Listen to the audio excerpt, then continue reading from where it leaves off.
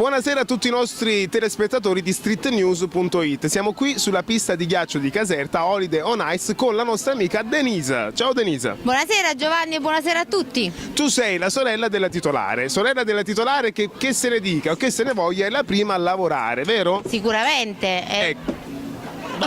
È lei che comunque gestisce tutto, è lei che coordina tutte le persone che sono qui a lavorare e quindi è la prima a scendere in campo, o meglio in ghiaccio, per congelare i suoi dipendenti. Ecco, esatto, li congeliamo tutti. Ricordiamo che stasera è una giornata particolare perché ci sarà la prima gara di karaoke sul ghiaccio, vero? Certo, chi patinerà dovrà anche cantare e in più ci saranno dei premi per il miglior cantante, che sono degli ingressi gratuiti alla pista Holiday on Ice, poi ci sono dei buoni, un buono di 50 euro per il negozio Hard Work Lab di Caserta, via Caduti sul Lavoro, un buono sconto per il negozio Coconuda, centro commerciale Iperio, abbigliamento donna. E infine Airzone, un negozio di parrucchiere dove ci sarà uno sconto di 30 euro per un colore, una piega e una ricostruzione. e dicevamo, per chi non ha i capelli Si fa sullo shampoo. si fa solo uno shampoo, però ricordiamo anche che ci saranno anche dei premi da dare un po' a tutti i partecipanti, sono degli ingressi gratuiti all'interno della pista come dicevamo prima, e invitiamo i nostri telespettatori che per venire alla pista qui di Caserta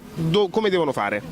Possono seguire sulla nostra pagina Facebook Holiday on Ice, dove ci sono tutti gli orari di apertura e di chiusura e tutti i vari eventi che ci sono durante queste feste natalizie. E poi sono tutte belle gente, tutte belle persone, tranne lui che poi dopo andremo a vedere. E intanto facciamo un saluto agli amici di Street News.